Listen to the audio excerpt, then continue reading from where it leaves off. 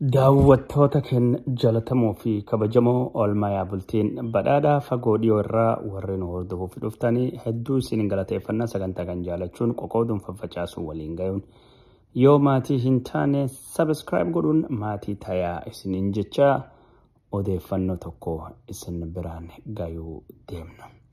Nama miidiyaa hawaasaa keessattuu feesbuukii irratti qorannoo bara durii dhimma Oromootii fi waan kuushii gubbaattuu geggeeffaman dhokataa barbaadee qotee baasuni ka beekamu nama sagalee ol fudhatee dhugaa Oromoo lallabuun labsuun Oromoon dame kuush osoo hin taane mataan isaa kuushii akka ta'e horteen kuushii kan cufti Oromoo irraa akka horte nama sagalee ol fudhatee qoma dhaawatee halkanii guyyaa dubbatu Nagaash Qimanti namni jedhama. Hedduun keessan feesbuukii gubbaatti beekuu hin ooltan. Nagaash Qimanti nama akka malee waan gad fageenyi qabu, waan seenaa qabeessa ta'e, waan dhokataa kanaan dura namni xiyyeeffannaa hin kennineef yookaan jiraachuyyuu hin beekne qotee baasu. Kitaabii inni qabu, suuraaleen inni maxxanfamu, barruun inni maxxansu, viidiyoon inni gabbaasu. Namni kun qofa isattuyyuu muuziyeemii yookaan ammoo godambaa qaba. Kan waan dhokataa Oromoo addunyaanu jiraachuu hin beekne guuree walitti qabee addeessu barreessu. Nagaash Qimanti nama jedhan kana namni isa arge jedhu yookaan beeka jedhu miidiyaa hawaasaa gubbaattu hin jiru.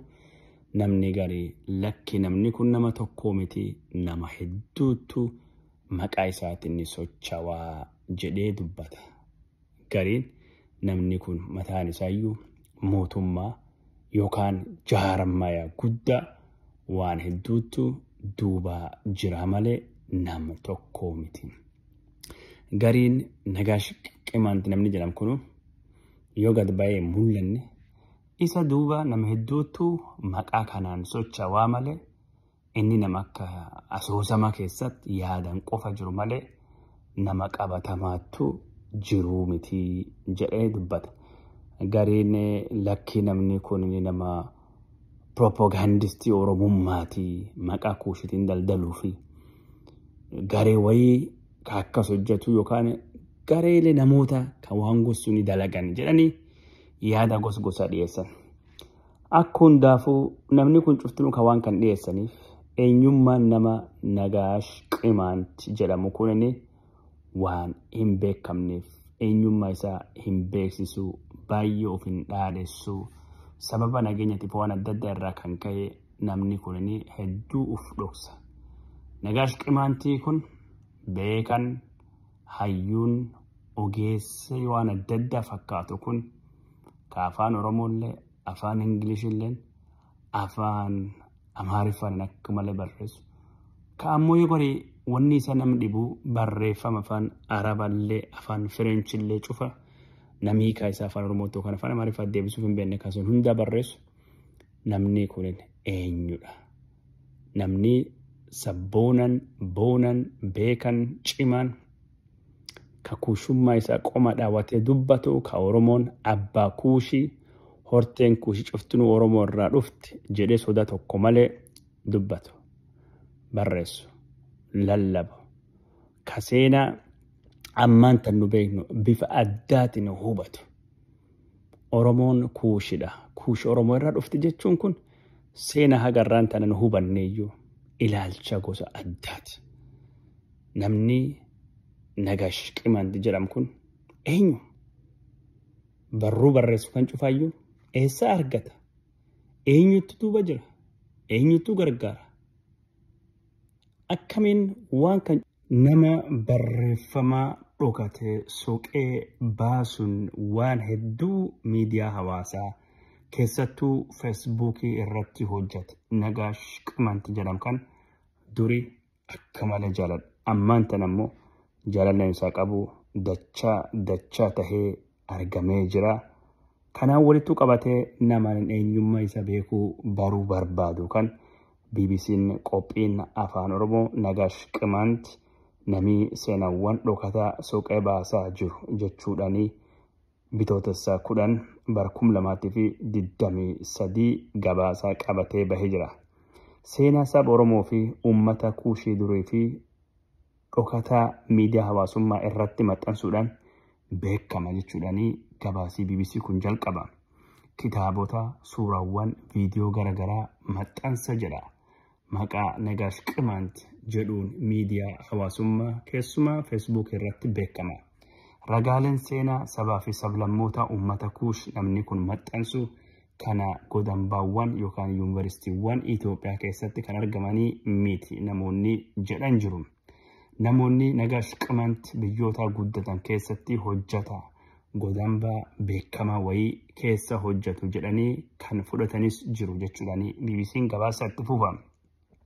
Ofii namni seenaa uummata Oromoo dhokataa miidiyaa hawaasummaa irratti baasuun beekamu kun eenyu?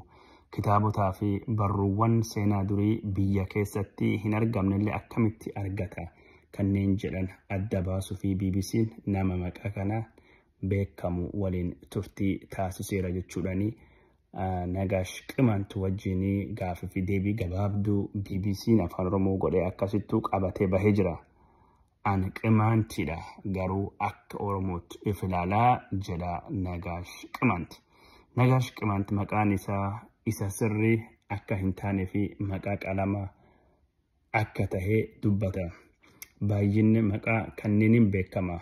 Caalmatti nageenya koof jecha akkasumas kitaabota durii bilisummaadhaan barbaaduu fi maqaadhuma kanaan waamamuu filadhee jedha Nagaash Qimaant akka BBC'tti himate.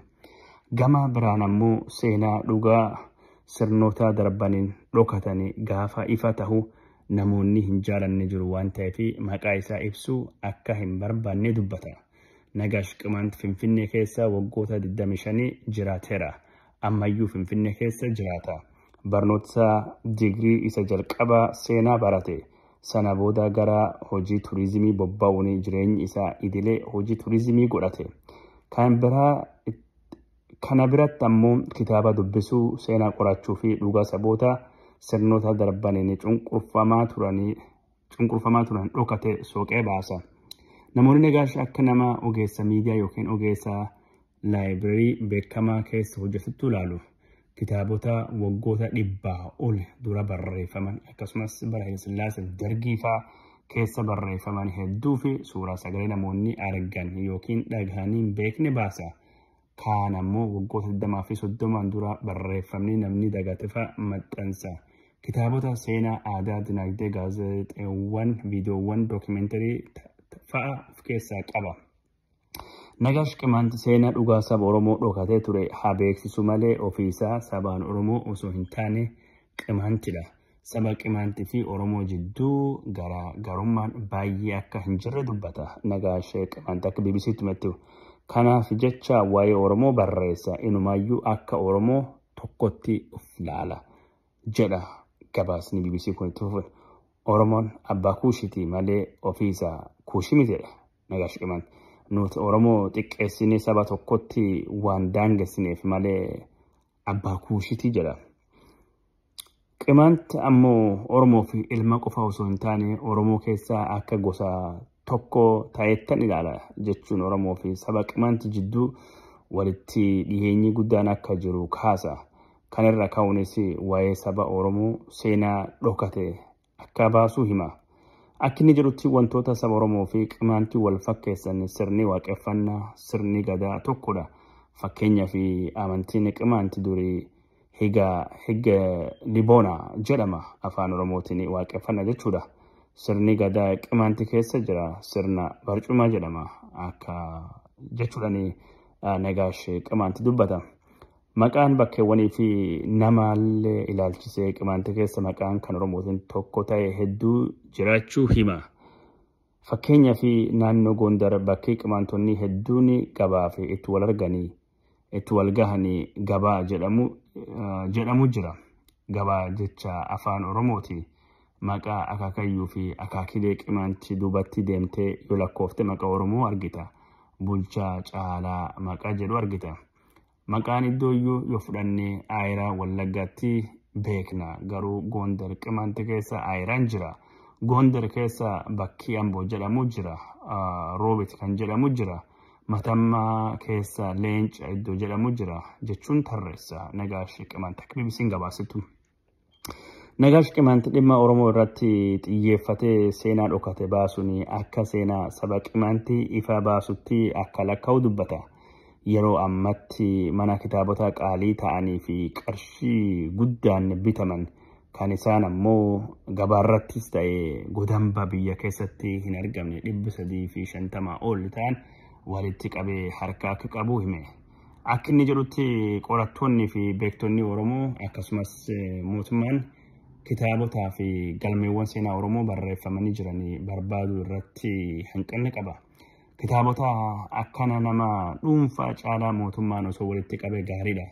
Mootummaan qabsoo siyaasaa geggeessuu cinattis qabsoo seenaa geggeessuu jabeessuu fi kitaabota seenaa Oromoo irratti barreeffamanii walitti qabuu qaba. Arabiffaanis kan barreeffamanii asuma Afrikaa keessa Yemen dabalatee jiru. Kitaabota akkasii namni dhuunfaa argachuu fi rakkisaadha. Mootummaan bajeta ramadee osoo barbaade argachuu danda'a jedha Nagaash Qimaantii.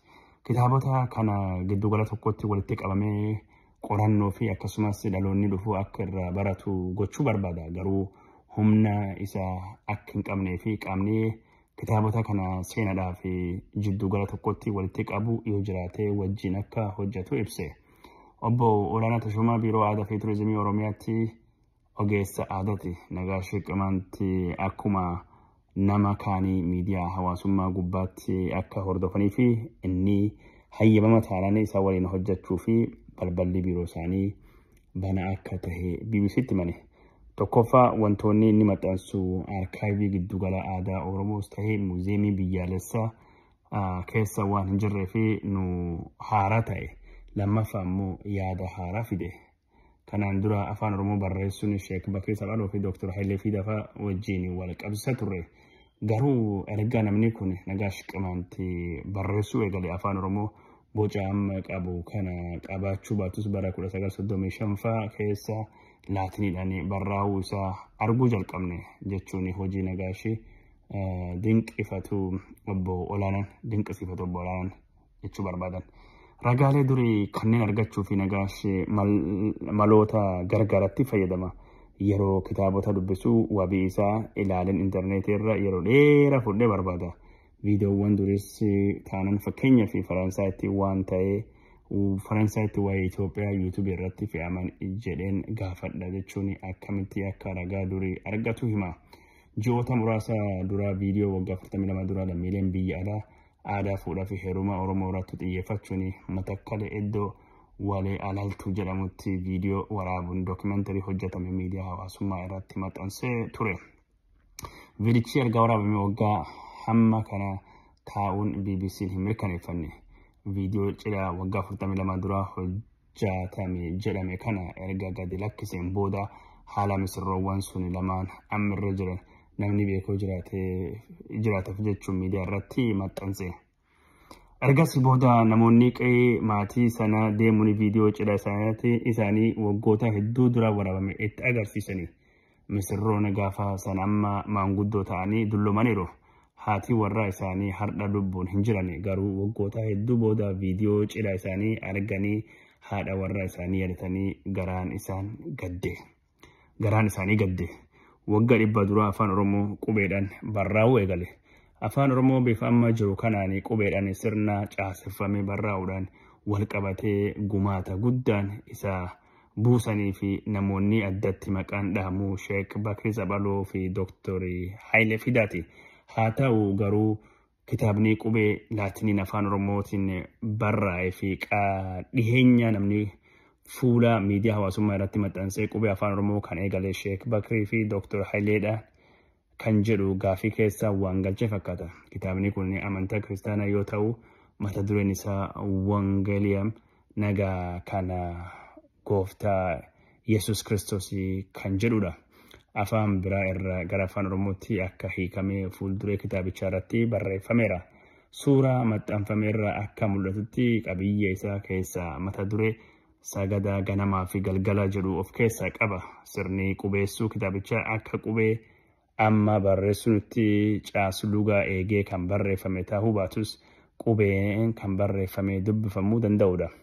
Ogeessi aadaa fi turizimii obbo Olaanaan akka birootti Nagaash Kuusaa dookimentii guddaa akka qabuu fi galmeewwan seenaa Oromoo guddaa akka harkaa qabu akka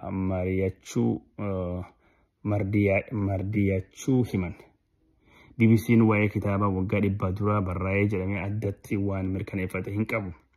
Namoonni hedduun biraan ga'uu fi maxxansaa jedha Nagaash Qimant. Nagaash karaa miidiyaa hawaasummaan hojii rogeessummaa erga eegalee waggoota 10 olii lakkoofsiseera. Kanarra ka'uun rogeeyyii Oromoo hedduullee akka wal beekuu fi waliin hojjetu turan hima. Rogeeyyii Oromoo seenaa saba Oromoo dhokatee baranii uummata isaanii akka barsiisanii fi kitaabota durii barreeffamanis akka salphaatti gabaarratti hin arganne kennaa fi akka tures hima. Seenaawwan inni maxxansu gariin seenaa namoonni isaa sirrii jedhanii barreessitoonni biyya keessa fi biyya alaa barreessuun garuu ammoo sirnoota darbanii dabalatee dhokfaman ni jiru. Itoophiyaa keessa wal dhibdeen hawaasni yookiin sabni gargar irratti wal dhabu keessa tokko seenadha.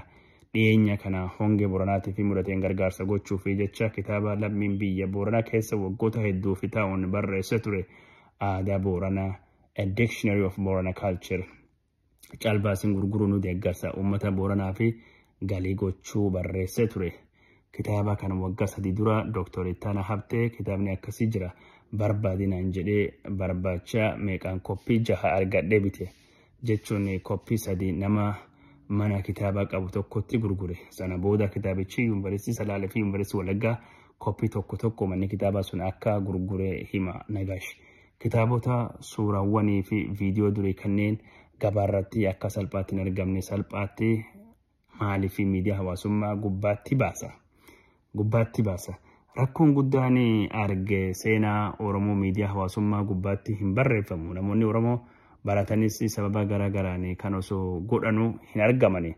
Carraa guddaan miidiyaan hawaasummaa nuuf kenneen dhaloota biraa gahuun ni danda'ama. Waa'ee saba Oromoo yookiin kuushii kitaabii yoon barreesse yoo baay'ee 2,000 hanga 5 maxxansi jechuun miidiyaa hawaasummaa namoota miiliyoona bira gahuun akka danda'u ibsa. Akkam bultee yaa biyya kuush. Nagaash yeroo hundaa fuula miidiyaa hawaasaa isaa irratti endamina addarshe kuush midir. Akkam bultee yaa biyya kuush jechuun afaan Amaaraan barreessa. Yeroo akkas jedhee barreessu ammoo suuraawwan sabaa fi sablammoota ummata kuush kanneen akka Oromoo, Agoo, Qimant, Afar, Somaalee, Sidaamaa fi kanneen biroo fayyadama. Yeroo hedduu suuraa dubartoota wayyaa aadaatiin faayamanii yookiin suuraa durii fayyadamuun barreessa. Jecha kana fayyadamuu kan isa kakaasee sabaa fi sablammoonni Itoophiyaa keessa jiraatan hedduminaan kuush ta'uu isaanirraa kan ka'e ta'uu dubbata. Itoophiyaa maqaa jedhu Giriikootattu nu warra gurraachota kuushi fi kenne. Itoophiyaa jechuun fuula gubata jechuudha jechuun jecha kuushi filatuu himaa Nagaash Qimant kunin BBC irratti waan dhiyaate hangar kiyyaan seenaa kana oduu kana dubbisee guddoo gammade. Nagaash Qimant lubbu budii nu jiraadhu si jaalanna. Nama kan Oromoon akka gaarii jajjabeessine gargaaruu qabnaan yaada kiyya waan nu daawwattan hordoftaniif galatooma nagaan nu bula.